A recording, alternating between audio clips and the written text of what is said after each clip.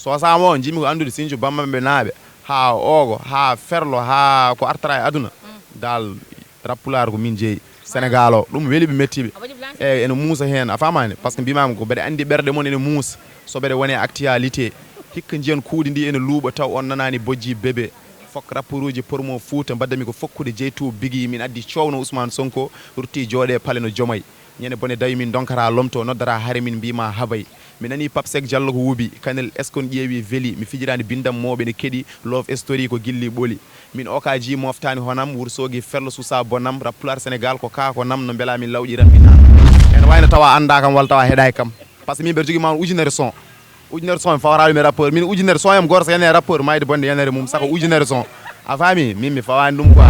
kono mbirumami ni tan ko presque min tan woni compte bancaire mabɓe par ce que kam fof maɓe gara ɓe classe am ndeɓe daña hen hunde nder sosamo o mi salmini passage kadi Moussa woni Moussa kam mbiyata Moussa Dalel eyyi mi yiiɗa wiidemo noon c'est mon grand neɗɗo goto moƴƴo jaggude pour e carriére o kañum paamo hen eyyi non mi faami gommi tan koye jabade par ce que ne wawi taw wona an yiiɗum wona jiile ɗe wona an tan par ce que wona an tan kaldami o nder hen instant goto woni temps classe uji efe nde kewno ɗo nde min da sarti instant goto authentique en wonto wiyata so rappeur hono mo ko dañi tel vivi mo waɗ ɗum tel mo réplique walla goɗɗum e goɗɗum leeli mi anda hole arsuji woden gaddude affaire wonto mbiyano mami nden pikam tan ko mimmen mam ko authentique ñamale leeli jobaka mbata ngata maari hikka Mauritanie tobaka dimo salo wiede haltu ko kalnoda min kam joni ko mi woni patron rappular sam mi wiyatama ni Sénégal mi wiyatama Mauritanie parce que Freestyle AR mo jaltino battimi yaltude vidéo e mo nde ayri nde ma on temedere rapport go fo yiɗi mayde hen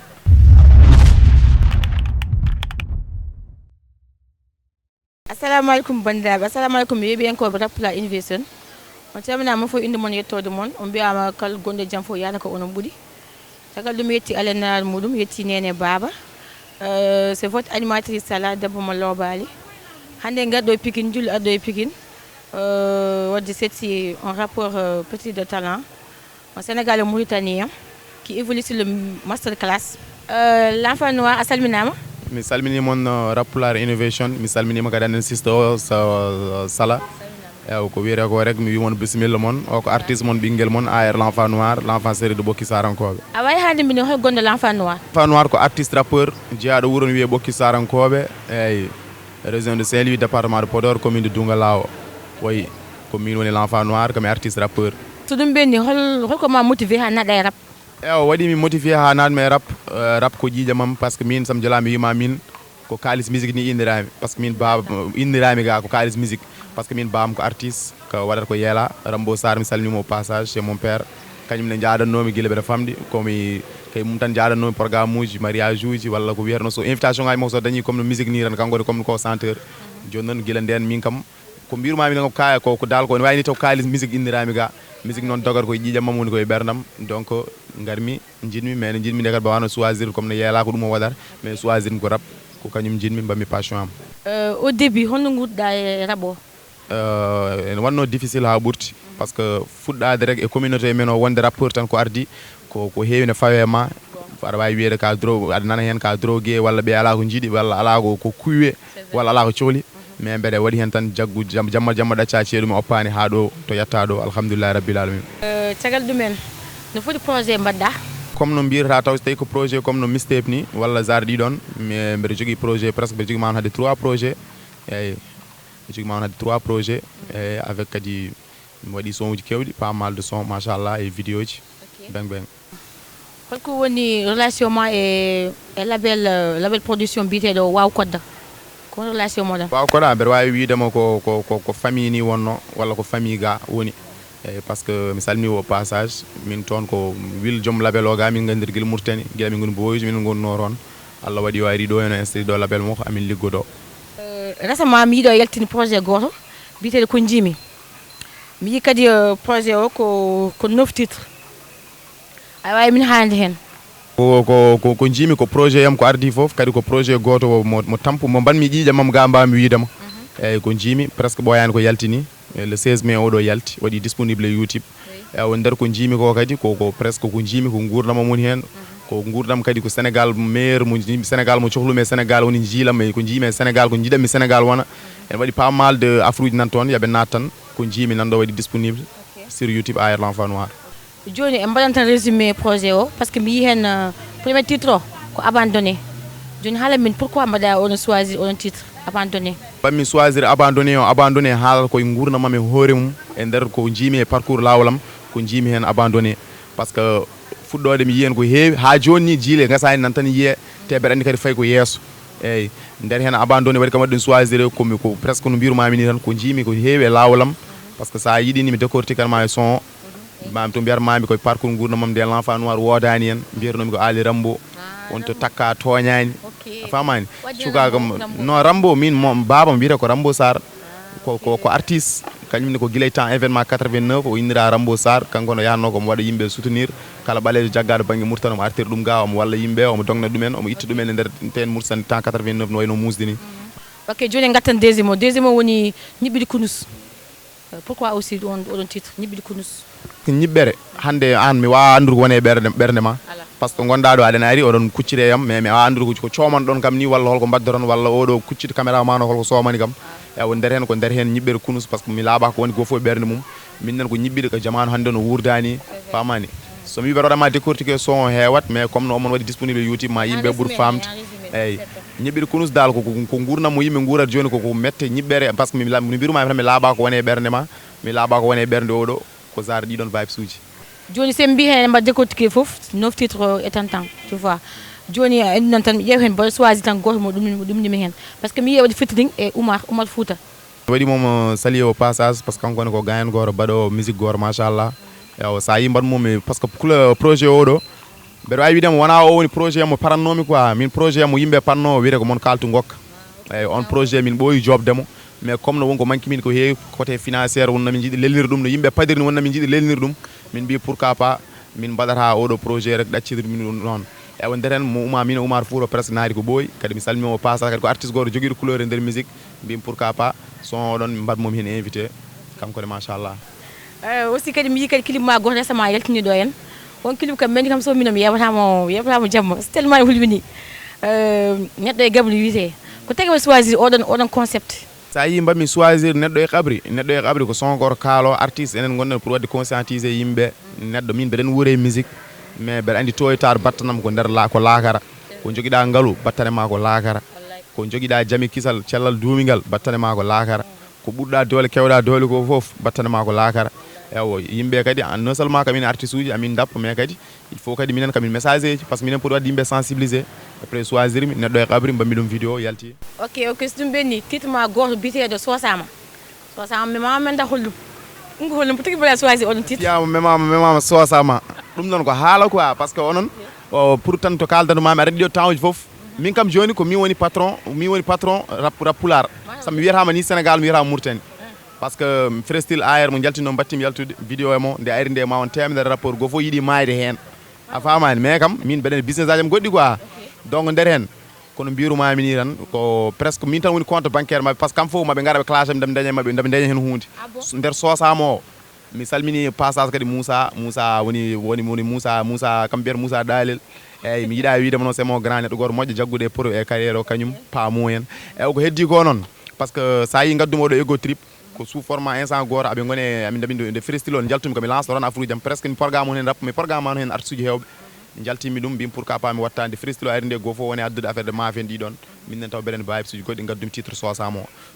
o jimi ko andude Sinthiou Bammaɓe naaɓe ha Ogo ha Ferlo ha ko artara e aduna dal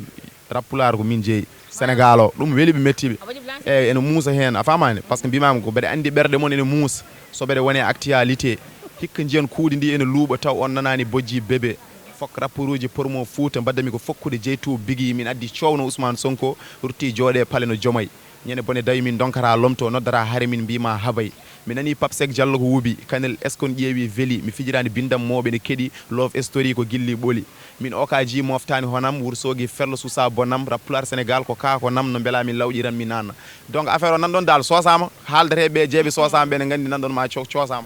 a toñi de a waɗi mi nani a waɗi souligné mo weeli e kanel en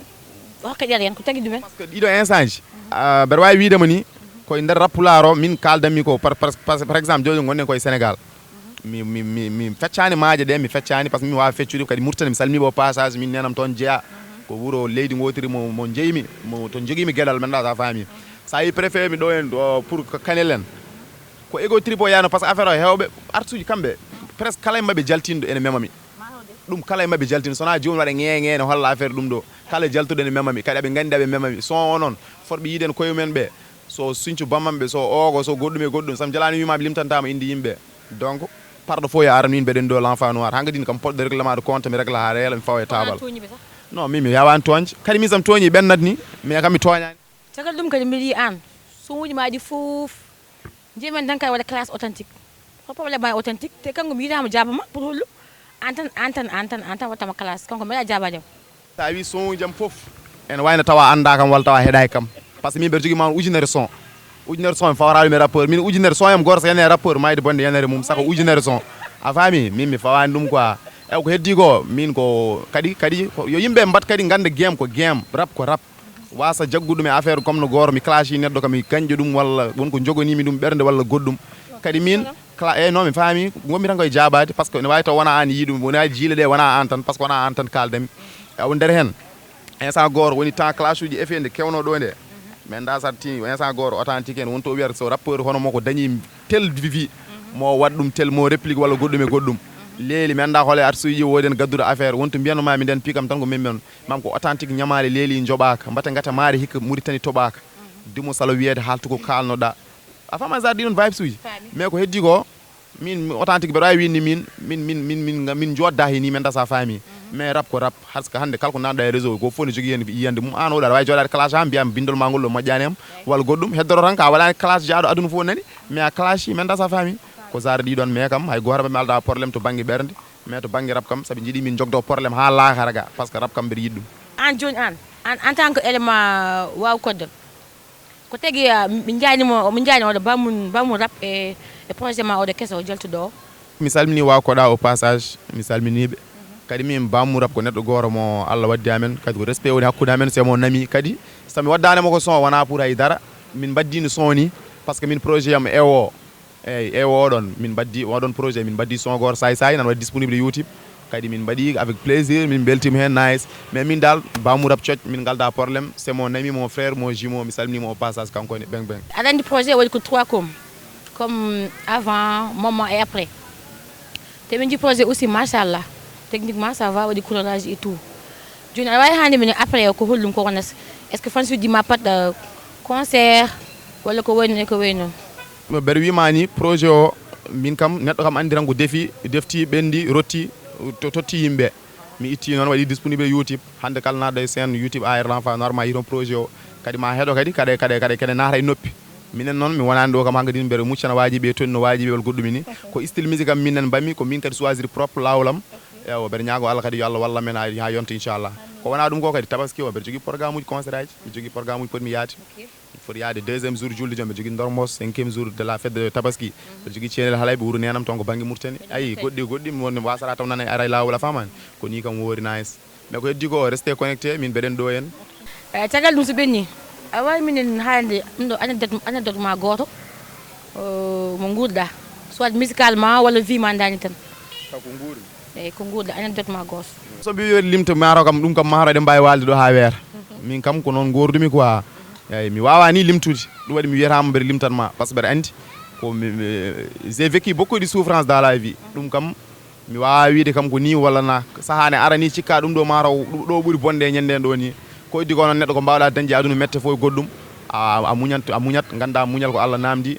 mbaɗa patience paada mette kam dal gonɗo artiste tan serrata e mette serrata e beelama ne gasa wonde ni mette ɗe ɓuurata hewde mais min kam merci Allah so weeli so metti mbeɗa yetta Allah rek nice joni émission tire à sa fin en kadi gona sakket émission men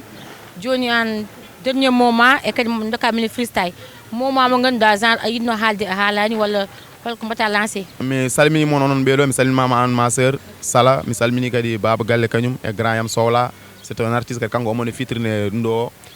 omone projet o son Dakar o koy kanko mbaddum fitrine ko neɗɗo goto moƴƴo mo Allah waddi amen mi salmini kadi wa jagguɓe gueɗam ɓe machallah kamɓe foof hasa guet KBC kañum ko neɗɗo moƴƴo Las Di Maria famani ɓewo si couture donc kam fof mi salmi au passage e ko heddi ko wiide moon onon rek ko mbatton ɗo wona hunde wemde kadi yo Allah yarini yesso ha ɓuura ɗo inchallah ha dañanon koye moon taw ko télé moon e foof moon ne jooɗi taw ko en direct naari canal ayo ko par ce que ɗum ɗo kadi koye ballal jeeya quoi on kolliro ɗon jiiɗi kadi an wonde debbo e ngenagel o wulde parana tampa daro e ɗiɗo afruji wona hunde wemde quoi wona mi anda sa faami eyyi c'est à félicité donc yo Allah waɗen moƴƴere minnen kadi mi wiɓe kadi projet men mo panɗon ko jiimi o waɗi disponible inchallah sur YouTube AR l'enfant noir son naari mon tawron afruji ɗi foof mi salmini mon no fewi avant que ɗum ni nokkamin freestyle goto ɗum ñakkata freestyle goto jiɗɗa hokkede ew bul wax dara yow yeew aduna fooɗanaki ya daram ko yiɗimi mi heɓat baba andu a jibini danan mo guiƴu men kaɓata nene mi bonani fam ɓinguel ma ko baɗɗiɗo yanata so sikko ñamde min komi gourma ko Allah tan waɗata hoto heɗo ɓen wiyoɓe mi boni kamɓe ɓe bonnata ɓerde duwnomi tan mi momtat gonɗi billahi wona pour fende ko ndoɗimi teddi mi wawa rotade wonɓe mbaddumi jeddi mi wawa ruttade ok guys l'émission tire à sa fin hande ko ɗo min garno to Pikine wadde ziara l'enfant noir c'est un gars cool machallah jogui talent aussi omo jogui flow comme on dit ok ɗum noon on calminama voilà comme d'habitude cadreur Baba Galle technique Baba Galle réalisateur Baba Galle big up ciao ciao